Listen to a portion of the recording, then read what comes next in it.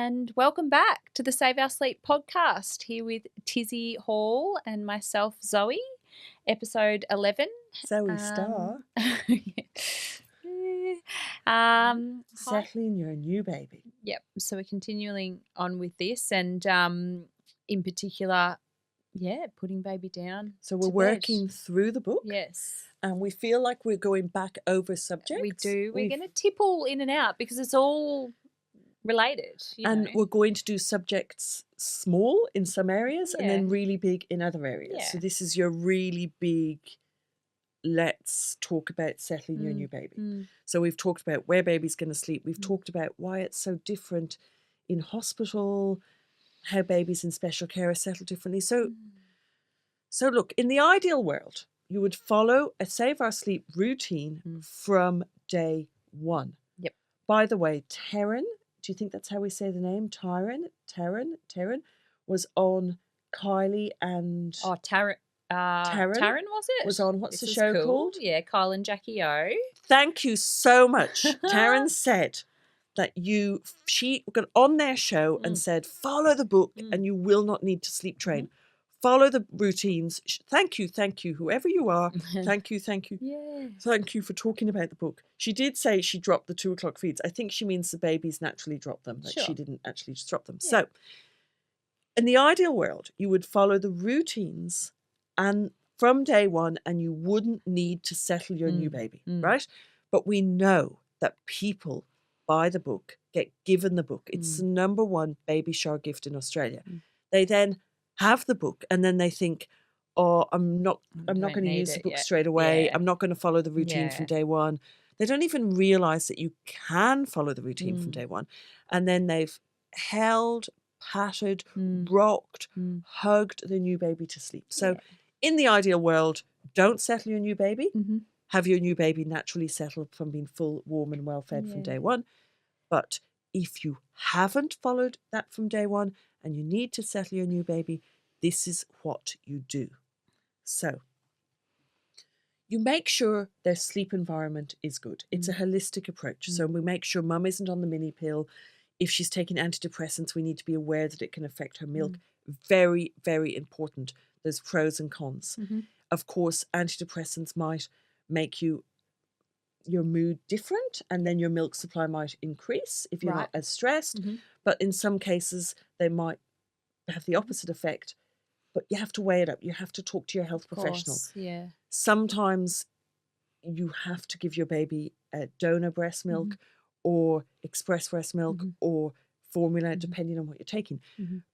For antidepressants. Also, thyroid medication can affect your milk. So all of these things we look at before we settle a new baby. We look at the bedding. We look at what the baby's going to sleep in. We make it all safe. We've gone over all that before. There is a bonus podcast episode called The Bedding Guide. You have to look at that before. Well, you have to look at the paper version of the bedding guide or the printed PDF version that you can get. Look at that along with the bonus episode of The Bedding Guide, which is available on YouTube and on all the podcast channels.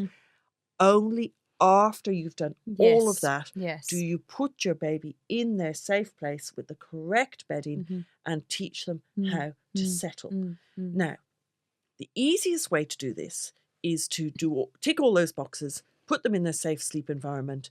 I just got to make this really clear. Not just the boxes that Tizzie's just said now, as in you must read the whole book because there are so many things to tick off before you should expect a baby to learn to sleep on their own. If it's the whole book. If it's from day one, then they should be able to be fed, be well fed, and then have the correct bedding and then just sleep. But we're talking about if you haven't followed it from day one, then you do have to teach your baby and it becomes a learned skill. Yes. When they first come out of the womb, their pathways to get from awake to asleep in the womb are very different because they are maybe rocked to sleep with your movement or the warmth or your heartbeat. When they come out of the womb, if you're going to sleep them on you or hold them for all of their sleeps, they'll still have the heartbeat and they can still use that. But let's face it, you can't do that forever. Practical. So the earlier you retrain their brain from the Yes.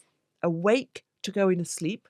The earlier you retrain that The easier pathway, for baby, the easier it is for and the the baby. easier for And the us easier it is too. for you Yeah. because they're not going to cry, because they're not going to expect a different way to get from awake That's to right. asleep. Yes. And then we know that the sleep, when they're asleep, if they only get the shallow sleep, it isn't as good for them. If they get the deep sleep, it's like their filing cabinet works while they're asleep, and it That's sorts right. everything out. Yeah. Adults as well. Sleep is so important, and so important for their entire life. So we need to teach them how to get from awake to asleep. So we follow all of the tips. Yes, all the of them. comforter, the safe Yes. bedding, the Yes. cot with the slats, but we won't go The into it all feeding, now. It yes. is I just up want to to make you. sure that No. Yes. they're reading the whole book Okay. first. And they have to read the whole bedding guide. And the whole bedding But let's just put it out there. It's their responsibility. Like they come to the Facebook support group, the Save Our Sleep support group, and they're like, I want to teach my baby how to settle you. I'm doing this and this. And it's like, you need to take some responsibility as parents. You need to look at it all first. You need to look at the bedding guide first. You need to look at the routines first. You need to read the tips on page 119 or 120, depending on your book first. You need to do that before you just put your baby in the cot and expect them to settle. Yeah, exactly. We can't sit here every episode going back over it all. No. It's their responsibility. Yes, they need to go back and look. And it's their responsibility, parents' responsibility, to look at the Bedding Guide podcast. So you've done all that. You've checked everything. You've ticked everything off. The environment's safe. Right. You put your baby down in their cot and they're going to cry. They're going to cry. I don't want to go to sleep, cry. We're talking about a new baby. We're talking about a baby from about, well, in this case, we're talking about a very new baby. So let's say from about 0 to 4 weeks is what we're talking about at this point. Yep. So you've said they're going to sleep, they're going to cry. They're going to do the I don't want to go to sleep cry. It's a protest. It's not emotional. They're not hungry.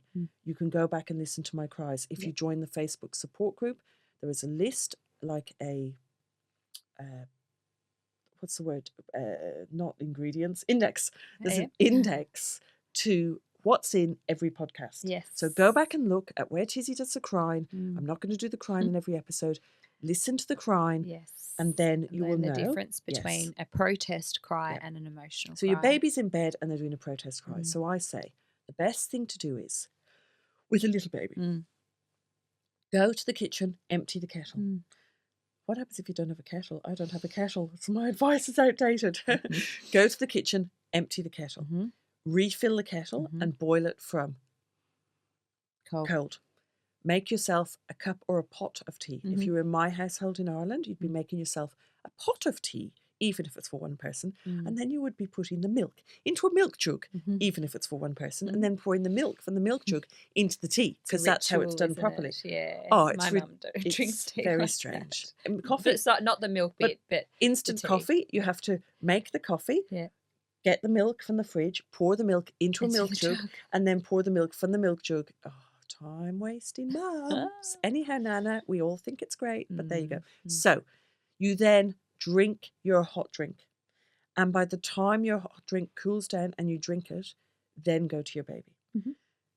In that time, you will find that your baby has fallen asleep most of the time. Right. Okay? Yep. Or put your baby to bed and go and have a shower. Or put your baby to bed and go outside, do some steps. You will normally find that your baby has gone to sleep. If your baby hasn't gone to sleep, pat your baby and help your baby to go to sleep, okay?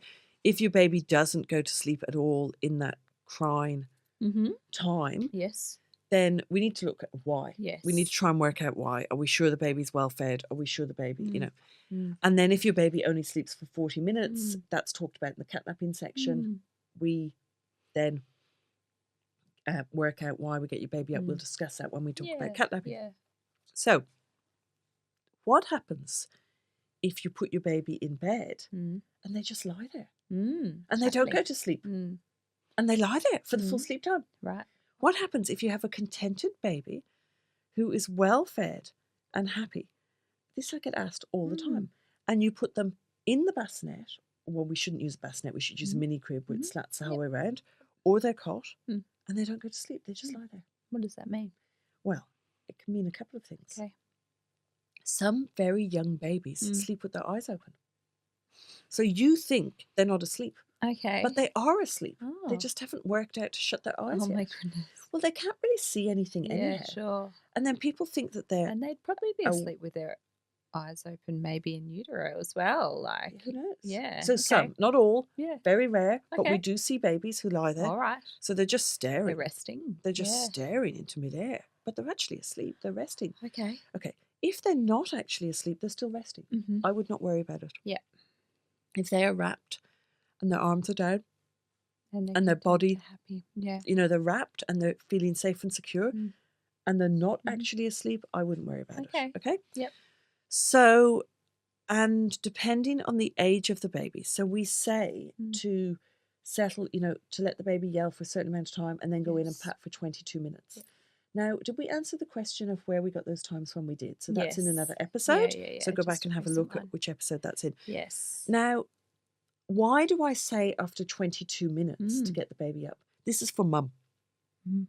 This is as much for mum as for baby. Okay.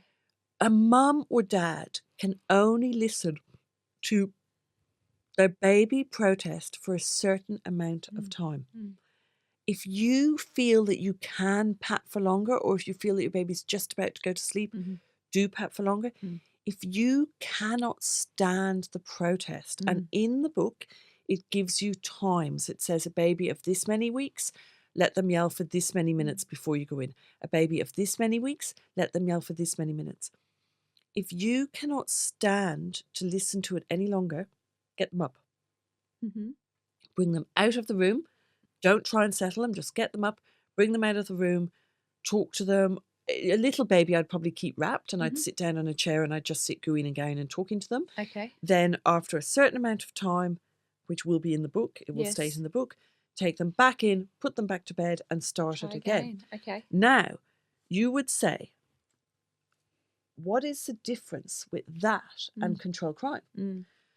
So, I will explain that in a minute. Before I explain that, let's just say, babies cry. All babies cry. In the olden days, they used to say crying was exercising. It was exercising the baby's lungs. Right. And the longer and the stronger cry the baby had, the more exercise they did and the better they slept. Right. And sometimes I think maybe there's some truth in that. Maybe babies just need to have a yell, an outlet, to wind down before they go to sleep. Sure. Okay? Yeah. Crying isn't always bad. As adults, we really only cry when there's something wrong. Yeah. So we see crying. But as babies, it's their only form of communication.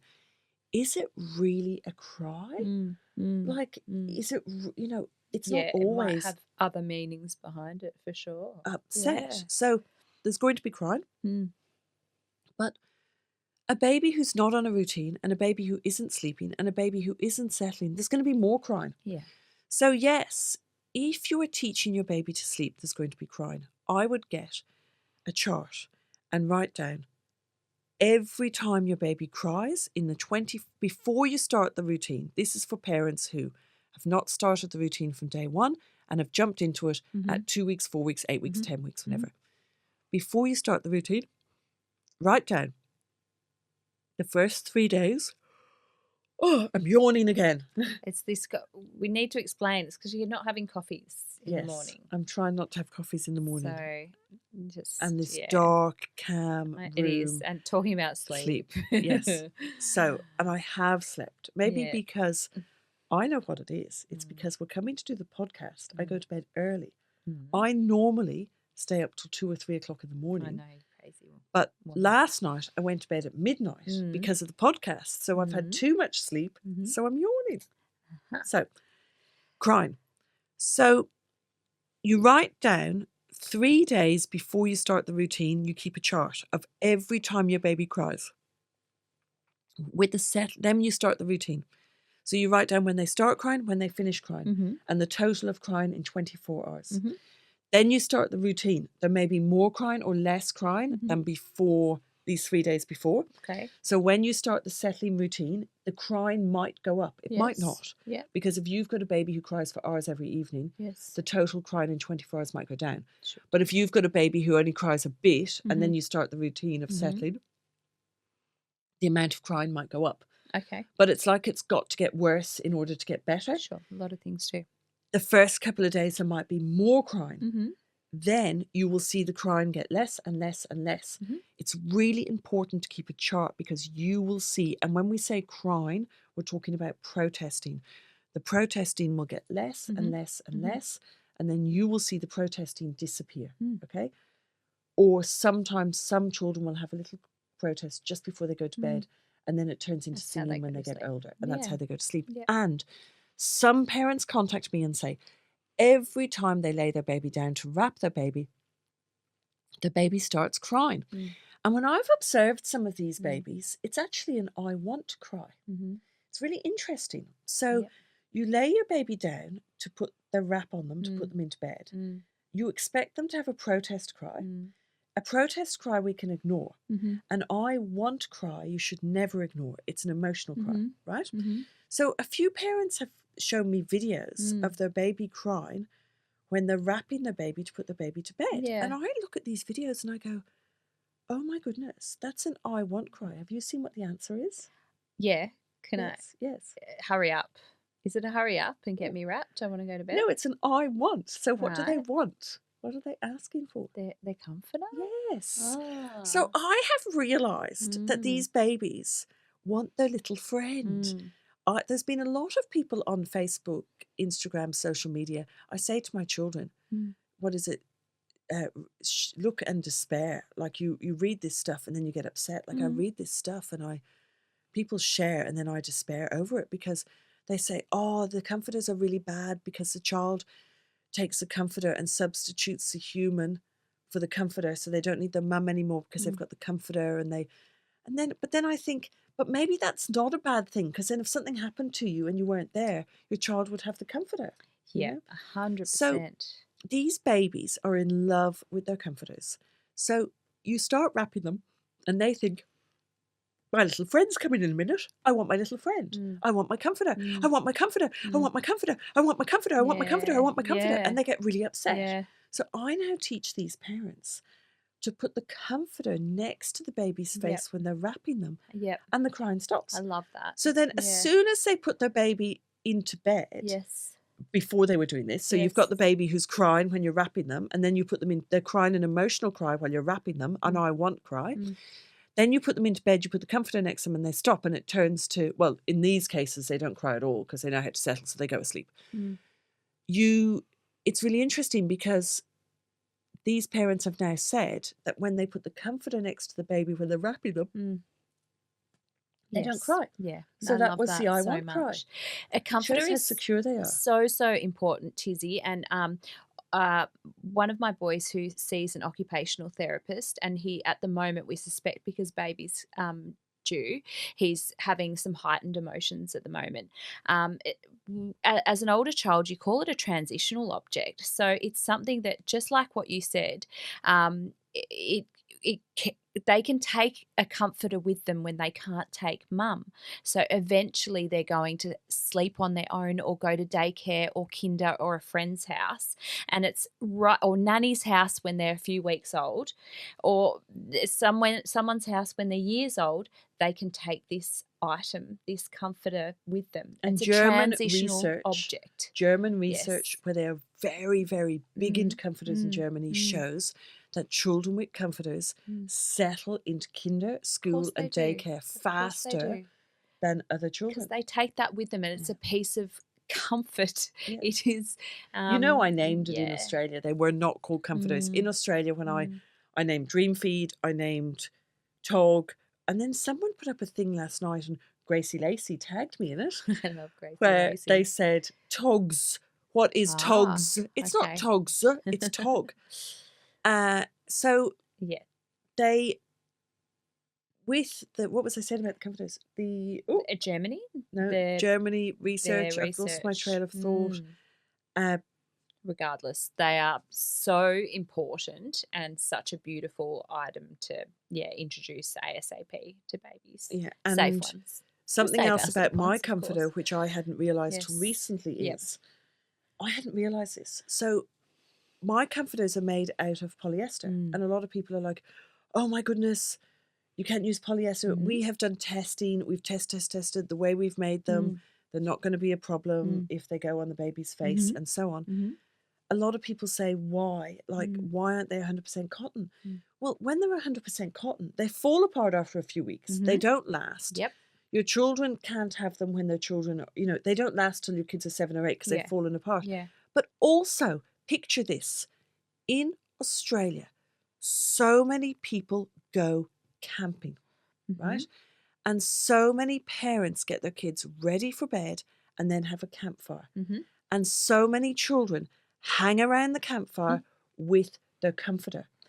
And when you look at the organic 100% cotton ones and what happens to them when a spark from the fire goes on them, and when you look at the Save Our Sleep ones, what happens? Now, the other thing is, children are known to do funny things with their comforters.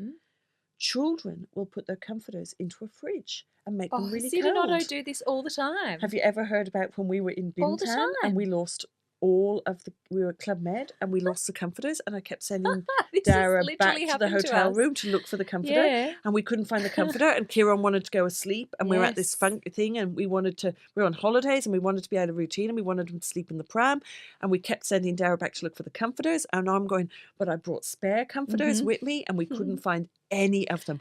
And we searched and searched, and then in the end, I've gone back and I've gone to get the express breast milk out of the fridge to give him. And there's the comforters all in the fridge. He'd put them all in the fridge. So funny. It's so true. But they also like to heat them up. So children will find a lamp and they'll put the them on comforter the heating ducts. on the lamp. Yep. Yeah, to heat them up. And if they are made of the wrong fabric, they go on fire. Okay. So you don't realise how much research. Yeah. And then the size of the head. Like, I see so many people, and it's really hard because they come to the support group and they put this beautiful picture up of their baby in the support group. And they show this comforter with this big head. And it's really dangerous. And it's really hard to say to these parents, your comforter is really unsafe. It's a toy. It shouldn't be in the cot with your baby. It's not safe. Yeah. And I'm not comfortable giving people advice when they're using unsafe comforters. But then also you see these people with these beautiful knitted comforters and you think that's only going to last about 6 months before it starts falling apart. And then are you going to be able to get new ones? Like, have you bought 10 of those? Because with my ones, I say if you can afford it, have 6 on rotation.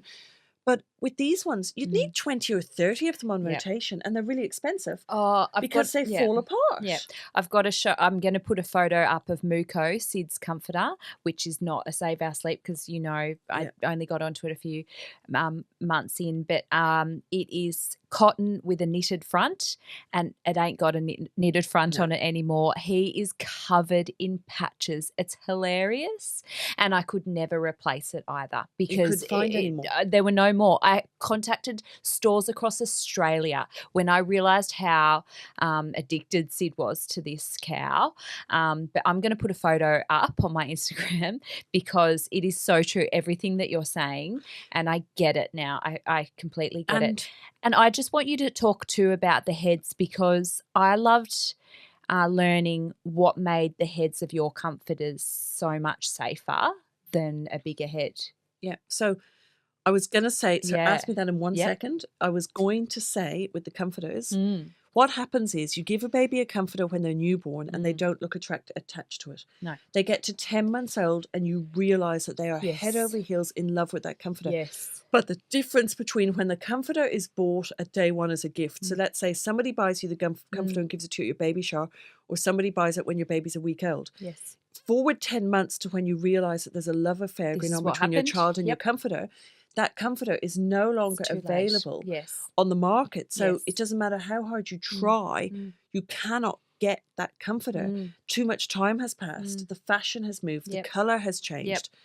With my comforters, we still have, in most cases, year-old the editions. originals. Like we've got the old, Yes. and we like it says on the website they're $500, but that's just to try and stop people buying them. Yeah, sure. But some people would pay $500 for an old Yeah. comforter. Oh, Now I you're would. asking about the Yes. heads. Yeah. So with the heads, you've got these toys which are called flat toys. So there's some toys which are flat bunnies, flat bears, Yes. flat dogs. Yep. The problem They're is gorgeous. they're gorgeous. But if your child was to roll, they can Yes. balance with their face on it and not breathe. Uh-huh. With some of these comforters, like there's a company in Australia that has a comforter and everybody has some. And I hear people talking about them and the heads are really unsafe. They're way too big. And on their website, they have me. So the lady has taken a section from my book about comforters and put it on her website. So when people Google Tizzie Hall comforters, they come across this website and they buy these really unsafe comforters. Now the problem is the head has to be a size of, like, it has to be a certain size. We measure them. Yes. We have received 3,000 Dizzy dog comforters before. The sample has arrived and the head is the correct size. Yep. The 3,000 comforters have arrived and the head is 1 centimetre bigger in circumference than the sample. We have destroyed them. We have sent them to a place and had them destroyed. Right. We have claimed them on our insurance and sent them and had them destroyed. 1 centimetre bigger than the Save Our Sleep comforter results in the child being able to balance on it. If they can balance their head on it, they can suffocate. So please, please, please Google Tizzie Hall toy comforter and up will come a YouTube video of me. You'll see me standing, I think, in my shop with a mattress with some blankets on it. We'll put a link to it. And a stripy teddy bear. If you watch that, that explains to you the difference. It's really important. It is important. So great. Back to crying for a few minutes.